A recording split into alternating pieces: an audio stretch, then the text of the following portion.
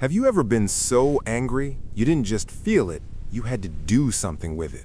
Like slam a door so hard the frame shakes, throw your phone on the bed a little too aggressively, or, if we're being honest, break something and only realize what you've done after. Here's the weird part. It's usually not about the object. It's about what your brain is trying to fix in that moment. In this video, I'll explain exactly why anger turns into destruction, what's happening inside your body, and the one skill that stops the smash now, regret later cycle for good. First, if you've done this, you are not crazy. You are not broken.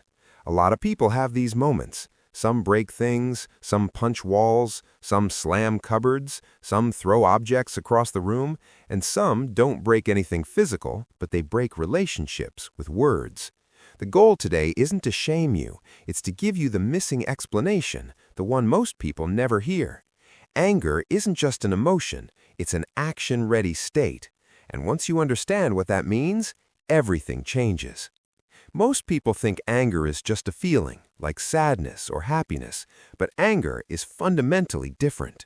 When your brain detects a threat, maybe disrespect, unfairness, betrayal, embarrassment, it can flip into full survival mode. Your nervous system releases stress chemicals, your heart rate jumps, your muscles tighten, your attention narrows, and here's the key: your body prepares for impact. Not always physical violence, sometimes just force, a forceful message, a slammed door, a dramatic gesture. Breaking something can feel like releasing pressure from a shaken fizzy drink.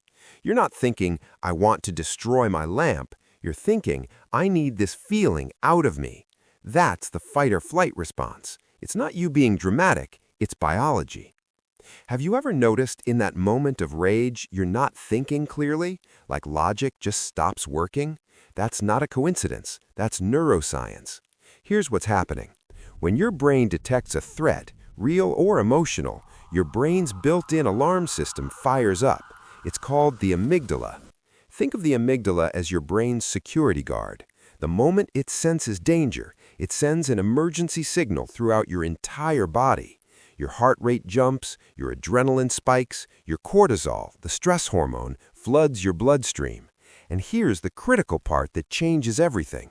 Your brain's rational thinking center, the prefrontal cortex, goes offline.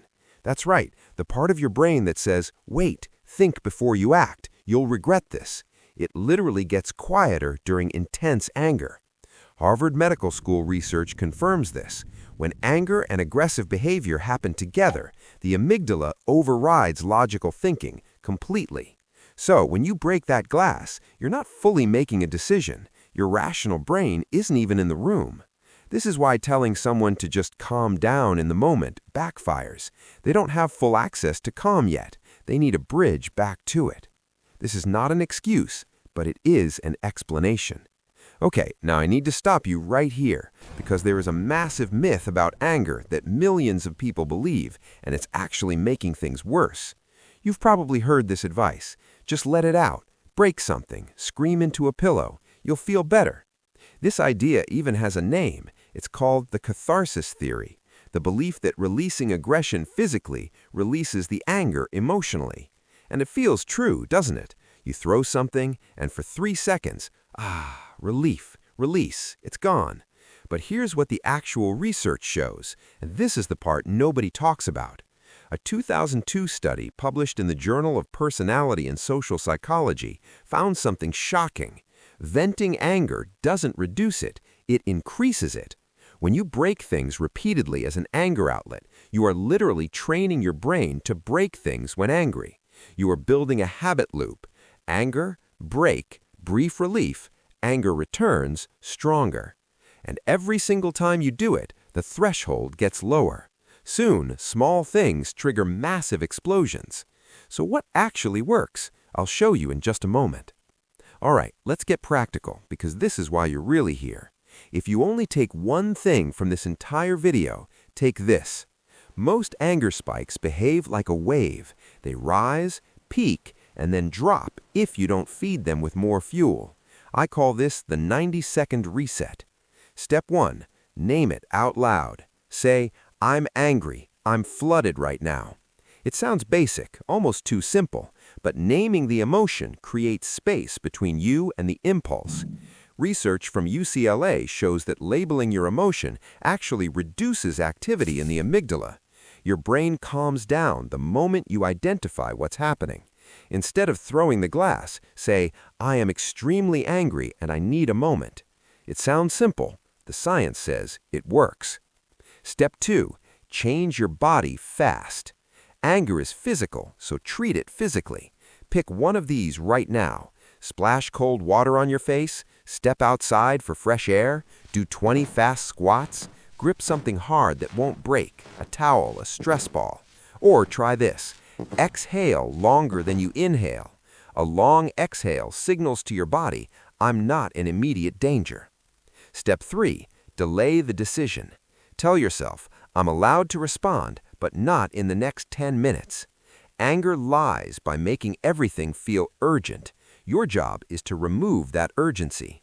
And if your body is screaming to hit or destroy something, give it a safe substitute. Rip paper, stomp outside, squeeze ice over a sink, something physical that doesn't damage property or make the people around you feel unsafe. Long-term, anger usually points to one of 3 things. Number 1, a boundary problem. You've been tolerating too much for too long, and your body finally says enough. Number 2, a communication problem. You don't feel heard, so your body shouts for you through breaking, slamming, throwing. And number 3, a stress overload problem. You're running completely on empty. Sleep deprivation, money stress, relationship tension, work pressure, and anger becomes the final leak in a tank that was already full. So, after you calm down, ask yourself one question, just one. What did I need in that moment that I didn't know how to ask for? Maybe you needed respect. Maybe you needed space. Maybe you needed to say, "Don't speak to me like that." Maybe you needed rest. Maybe you just needed someone to listen. That question turns anger into information instead of destruction. Because anger isn't just a problem. Anger is a signal. The question is, are you listening to it? Before you go, I have one question for you. Has this ever happened to you? Have you ever taken your anger out on the wrong person, broken something, and instantly regretted it? Drop it in the comments right now. Just type "yes" and tell me your story. I read every single comment on this channel. And if this video helped you understand yourself even just a little bit better, hit that like button right now. 1 second of your time. It genuinely helps this video reach the people who need to see it most. Subscribe if you're new here, because every single week we break down the psychology of human behavior in ways that nobody else is talking about. And one more thing, think of one person in your life who struggles with anger, a friend, a family member, a partner. Share this video with them. You might not be able to say the right words, but this video might say it for you. I'll see you in the next one.